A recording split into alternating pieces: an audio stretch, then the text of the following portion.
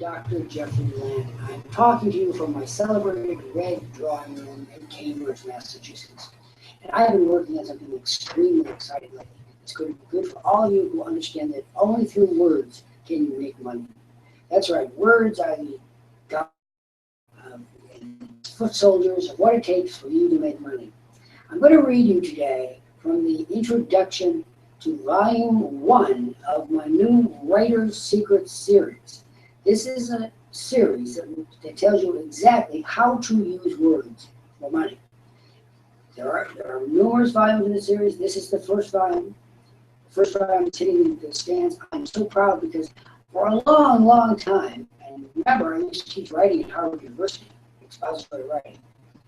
I have had an ongoing war with the writing establishment. They think they're teaching people how to write. I don't see it. So I decided to stop criticizing them and just do it better, do it myself. My grandmother used to say, if you want it done right, do it yourself. And she was right. Dear fellow scribblers, it is with the greatest possible enthusiasm, even glee, that I open this first volume of my new series from Writer's Secrets. This series has been developing for a very long time, for over 50 years in fact. I have not only written, but have helped thousands of people worldwide to write too. However, today, I take you up to a whole new level. Never done before, I will show you how to master every aspect of writing so that you will know what to do, when to do it, how to do it, and I will give you helpful models so that you can see how I do it. In no educational institution with which I am familiar, you can learn every essential point of what it takes to be a successful, that is to say, a money-making writer. Hitherto, educators in the field of writing have simply said, to be a writer, one is right. So right. This fatuous advice is neither useful nor productive. One needs to know more and more again about writing before showing that writing anyway. Once you've read the volume of this series, you will be amongst the elite of the earth. Because good writers get all the goodies: name recognition, esteem, veneration, and of course, money.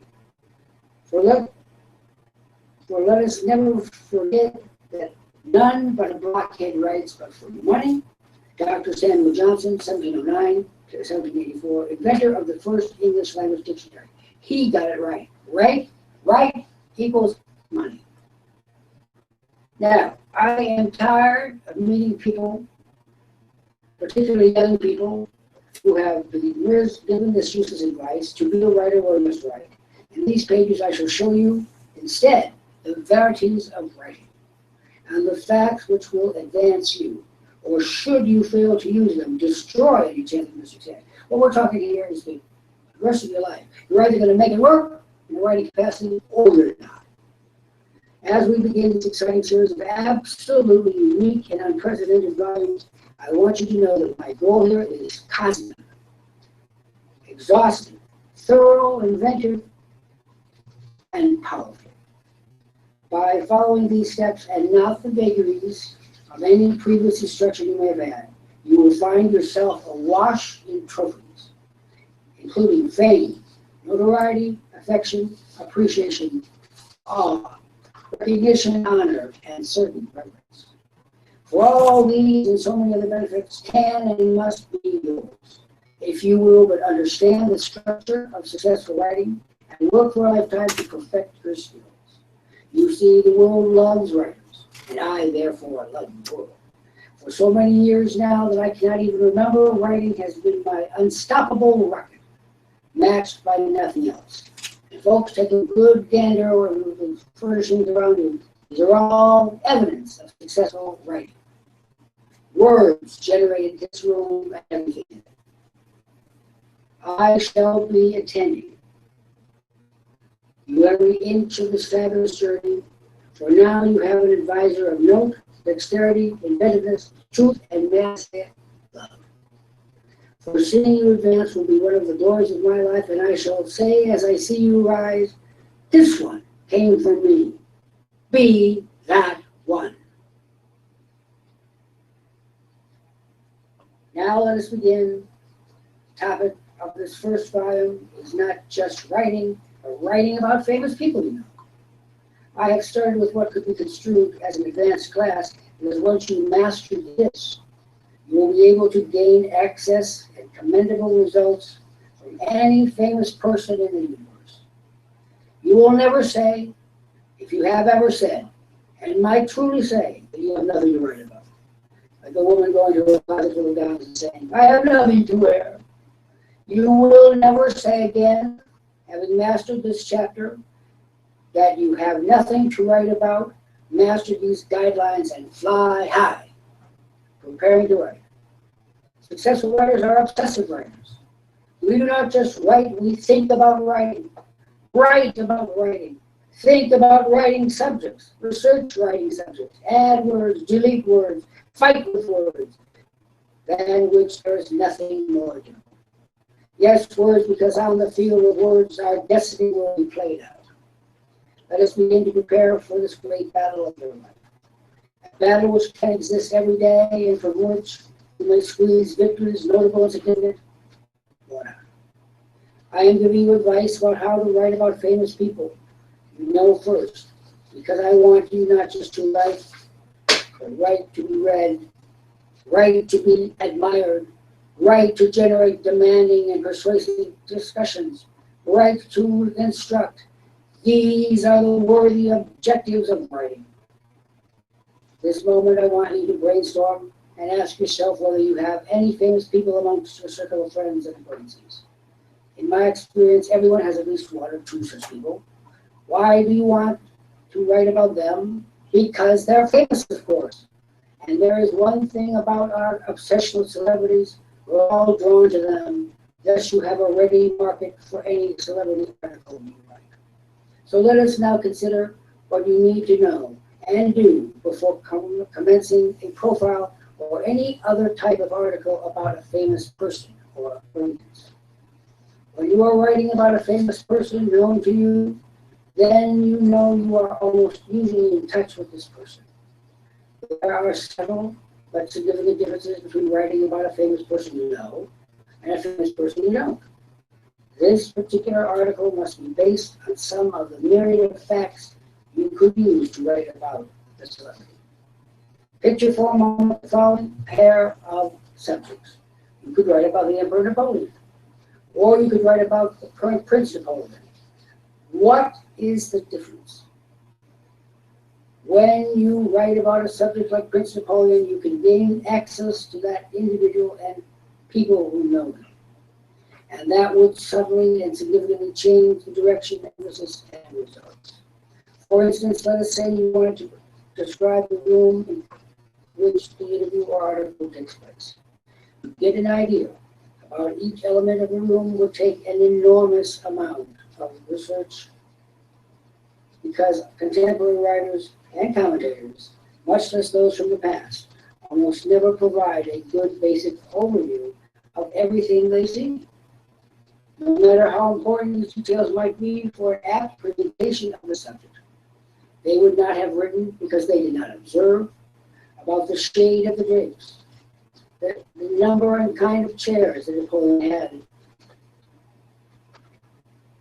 what Napoleon had on his desktop, what sandwiches might be sitting on the sideboard, or the pair of muddy boots next to the door providing access to the great man. In other words, one person from the past, no matter how observant, would have left over 90% of the essential information where they failed to find it in the first place. Mirabile dictum. This is writing sacrilege, a wanton destruction of essential information, which, when properly used, gives us the basis for seeing reality and rendering it for readers now and hundreds of years hence. When you read the article, which follow models of their kind, based on famous people I have known, you will understand how important the tiniest shred of information can be creating lively and alive prose. How will you arrive at this desirable conclusion? By arduous effort. For example, never do an interview or profile before you have had the opportunity to test your skills of observation and remembering. Take a single sheet of paper and give yourself a test. Walk into any room that you know for say 5 minutes. Try it this way. Then exit the room to another which is disconnected and where you cannot see it. Now write down everything that you remember about the room you were in just a moment ago. You will say, that was a great many things. However, I will tell you this. Be more concerned about what you have remembered than all you have forgotten.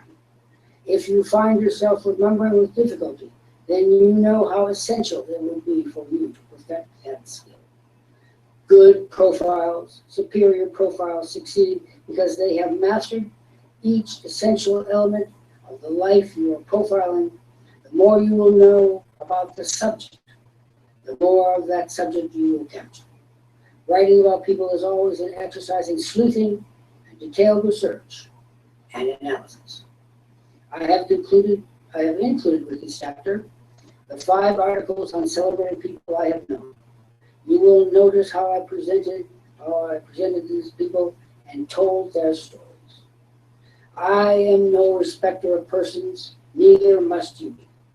What you must respect instead is the detailed and truthful information you gathered before writing. Writing must always be the last of a long and detailed process designed to capture and present truth. If, as the saying goes, the truth shall set you free, then most assuredly the truth and the integrity you bring to your writing will free you too, and set you on the path where your very designation as writer will cause readers to stand up, take notice, and applaud. When they do, you will know you are a writer. Musical note. I have selected the elegant film score from the 1994 version of Little Women by Thomas Newman. It is smooth and tranquil, perhaps too smooth and tranquil for those of us who have read the immortal novel of 1868 or seen Katharine Hepburn in the starring role of Josephine Jo March in 1973. We love Jo because she is rough around the edges. She does scandalous things which cannot rise to the necessity of perfect party manners, and has a frustrating tendency for her, not for us, to be indiscriminate in her always candid remarks and opinions. For our purposes, we must remember just one thing. She was an aspiring writer, and she approached her craft with avidity, enthusiasm, and a damn the torpedoes full speed ahead disposition. She made mistakes. She carried a little notebook and pencil to jot down her ideas. She wrote regularly and always submitted her work product for review, evaluation, and publishing. She then took what she had learned and put it to a meeting work, and therefore her life for writing was simply an ongoing measure of her improvements. She was rejected often simply ignored, but she never quit. And so out of the criticism and commentary, sometimes hurtful, often painful, came stories of insight and human understanding. In short, through failure judiciously studied came success. Reader, this lesson is for you. We love her, and we do love her because she is one of us, and we hope in due course to be rewarded just the way she was, and as lavishly. Our name, our work, eternity bound, just as hers soars forever. This has been Dr. Jeffrey Lant, right on the road a piece from the Alpine Mansion, whatever the building is written. Glad to share with you and every one of you out there who wants to master writing. Go to www.writerssecrets.com. You'll find the most incredible bonanza of useful information, articles and books, opinions and commentaries, all the things you need to soar high and reap the benefits that come from being a practiced and venerated, much loved and honored writer. Thank you for joining me during this time.